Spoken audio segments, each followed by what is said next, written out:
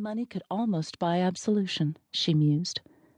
The only thing it couldn't get her was the man she wanted most.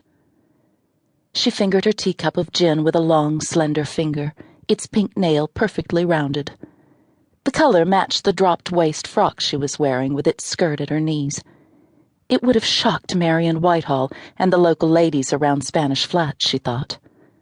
Like her friends, she wore her hair in the current bobbed fashion.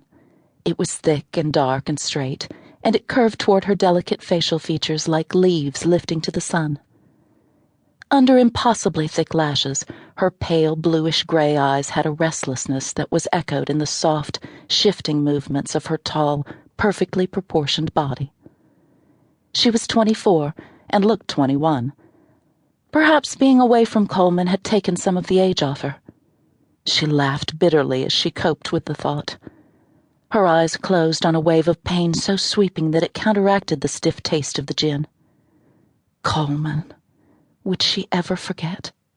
It had all been a joke, the whole thing. One of brother-in-law Ben's practical jokes had compromised Lacy after she'd been locked in a line cabin all night with Cole. Nothing had happened, except that Cole had given her hell, blaming her for it. But it was what people thought happened that counted. In big cities, the new morals and wild living that had followed World War I were all the rage. But down in Spanish Flats, Texas, a 2-hour drive from San Antonio, things were still very straight-laced. And the Whitehalls, while not wealthy, were well-known and much respected in the community. Marion Whitehall had been in hysterics about the potential disgrace, so Cole had spared his mother's tender feelings by marrying Lacy, but not willingly. Lacy had been taken in by Marion Whitehall 8 years ago, after Lacy's own parents died on the Lusitania when it was torpedoed by the Germans. Lacy's mother and Cole's had been best friends. Lacy's one remaining relative, a wealthy great-aunt, had declared herself too elderly and set in her ways to take on a teenager. The Whitehall's invitation had been a godsend. Lacy had agreed, but mostly because it allowed her to be near Cole. She'd worshipped him since her wealthy family had moved to Spanish Flats from Georgia when Lacy had been just 13 to be near her great-aunt Lucy and great-uncle Horace Jacobson, who had retired from business after making a fortune in the railroad industry. Great-uncle Horace had, in fact, founded the town of Spanish Flats and named it for the Whitehall Ranch, which had sheltered him in a time of desperate need.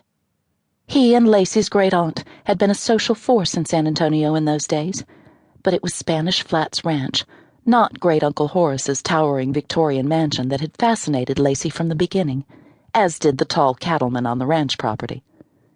It had been love on first impact, even though Cole's first words to her had been scathing when she'd ridden too close to one of his prize bulls and had almost gotten gored.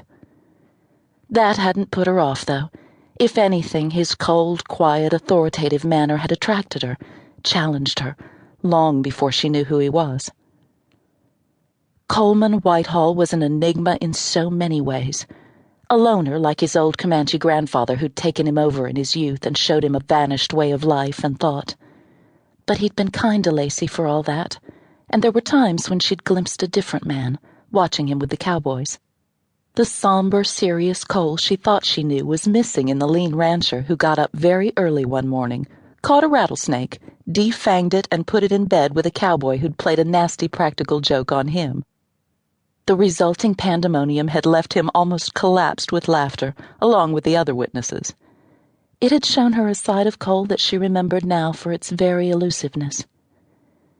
Despite his responsibilities at home, the lure of airplanes and battle had gotten to Cole.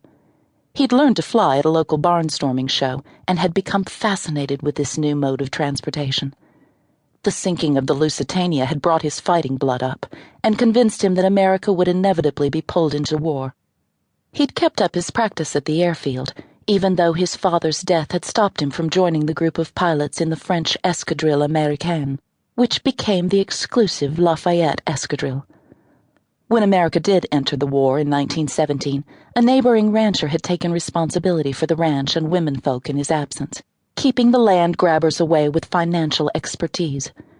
Meanwhile, Lacy and Katie and Ben and Marion had watched the newspapers with mounting horror, reading the posted casualty lists with stopped breath, with sinking fear.